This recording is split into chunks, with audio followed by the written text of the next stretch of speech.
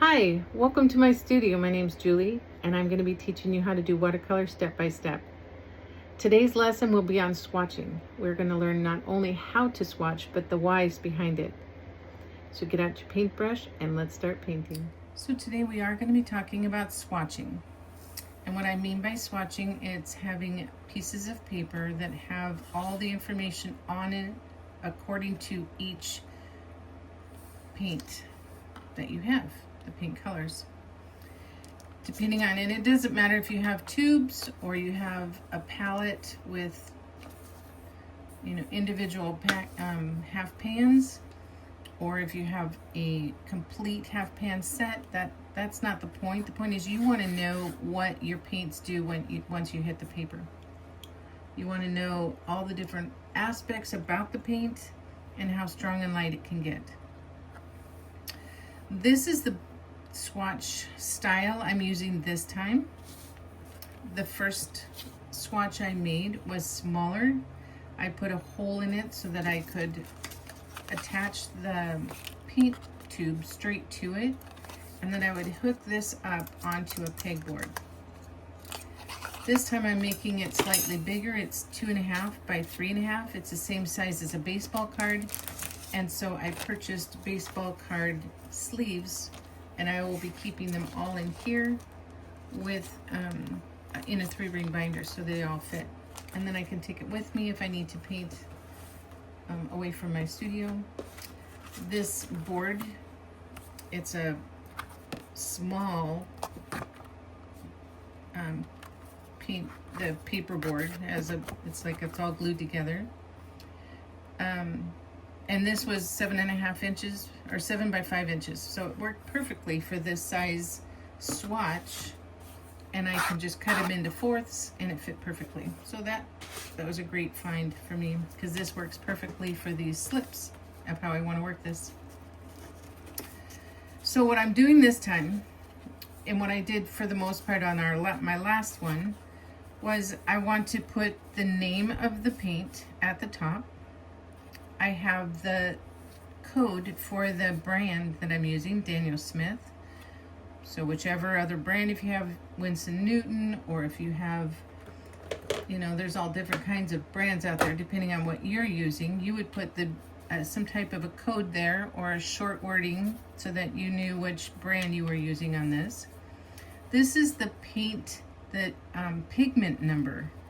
And the thing that's really interesting about the pigment number is, even if the brand has a different name for that color, for instance, phthalo green in Daniel Smith is exactly the same pigment number as Winsor green in Winston Newton.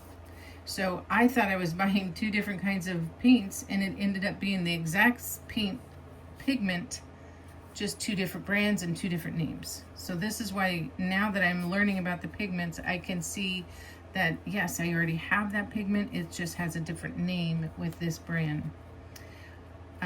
This is granulation. For me, it's important to know. I want to do, if I need my paints to kind of, when they're spreading out with water, to have kind of a little bit of the grainy look to it, then I want to know that this one does granulation. If I don't want it to granulate and I want it to be smooth, then I need to know that the paints I'm using do not have granulation on them. I also do a lot of work with warms and colds, warms against colds. They do different things depending on if it has a coolness to it or a warmth to it. And that's not necessarily, the cools. You can have a cool blue, and you can also have a warm blue. You can have a cool yellow, and you can also have a warm yellow. So it just depends on how close it is to the secondary colors that they're by, depending on if it's going to be warm or cold. So those are the important things for me to know. If you need to know other things about your colors, once you start learning more about it, you may add things to yours. A lot of information you will find on your paint tubes or in the information packet of your half pans or full pans. You also can look up the brand website, and they will have a list of all the specs to each color. So you can always do those kind of researches somewhere. This just makes it very quick. I'm going to have it in my folder. I'm going to be able to look and see this is what quinacridone gold from Daniel Smith. This is the kind of characteristics that it has. So let's get to it. I'm going to just show you what it looks like in order to actually make one. So on this I have a permanent marker line going down. It doesn't have to be real thick. It can be a pen. It doesn't have to be a, you know, a big fat mark, but you don't want to make it with something that it will bleed if it touches water. So you have to test it on another piece of paper to make sure that this line is waterproof. Up here it's okay because nothing's going to touch up here, but these lines need to be waterproof. Otherwise you'll get them bleeding into your paint. So today I'm going to work on quinacridone rose from Daniel Smith. The first space up here is just going to be the pure hue, like straight out of the tube. Today I already have it in a half pan on in this little travel palette, so I'm just using it out of here. So this black line that I'm painting over, the reason why you have the black line is you want to see how transparent this paint is. If it was very opaque, the darker paint pigments, you wouldn't be able to see this black line as much because it would not show through because the paint is very opaque. This is very transparent, so you'd be able to see the black line. So that's just to teach you where how transparent the paint is. That's one of the tests of this swatch, is to show the transparency of the paint. So the first thing I'm going to do is I'm going to give myself a little bit of a space between here because I don't want it, this is not dry, so I can't touch it with any paint or any water, otherwise the water will bleed up in there and make those what they call cauliflowers or blooms. We don't want that right here, we just want pure color. So I'm going to start another line, just so you can draw a line if you need to, if you want to make it really straight. Just leave a space. And then what you're going to do is you want to see how this paint continues to thin out as it goes down into less and less, more and more water and less paint. So now I have full strength here. I'm going to dip it into the paint and then go one more line. And I'm just going to kind of keep doing that all the way down. And I'm going to let the water, I'm kind of have it at an angle so that it keeps blending down with the paint. I don't want to go back up into this now because I've already passed that. If I try to go back up into this with just water, this will bloom. The water will push the other paint up. So all I'm doing is trying to go down to the very end of the card with as light as it possibly can go. And so I'm just kind of dipping it into the water just to wash off a little bit of the old paint and bringing water back on there, and then it blends it down. This is also called a graduated flat wash if you're doing that, because it's graduating down into a very, very plain color, very light. Sorry for the bump. So this is the basic idea behind a swatch. There are other people that when they come in, they want to see other things with their swatch, so they might dip a piece of just clean water in a corner because they want to see what the bloom does when it does hit water. So then when that dries, you'll see some of the water pushing the paints out and about. That teaches them that.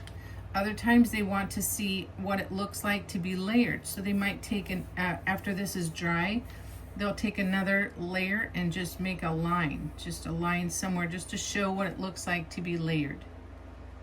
Another thing that people at times do is once this is completely dry, they take a clean, damp brush, just make a little mark up here where it's the full tint, the full hue, and then blot it with a paper towel to see what it lifts like. You have to wait till it's completely dry. You can do a little bit right now, but the idea is you want to see how much will lift once it's dry. And the idea is you're just going to take this and lift it off. Let me see if I can, oh, I keep bumping my camera. This is real life stuff here, guys, no editing. You get real life teaching here. All right, so this is where it's blooming, so I don't want to touch that. See how I can take some if I want to make it a little bit lighter in one spot. I want to know that the paint will come off. But this tells me how much. Now this paint was sort of dry. It was starting to dry, but it's not fully dry. If you really wanted to see what it would do when it's fully dry, you can have sometimes people have a little circle in one color, in the full color on one corner, and then they do the lifting on that afterwards just to show what it's like after it's dry. Because paint will do a little bit different once it's dry. So that does have a very strong staining thing. It's not coming out completely white, which is really important for me to know. If I need to protect the white when I'm using quinacridone rose, I'm going to make sure that I protect the white with Frisk, you know, the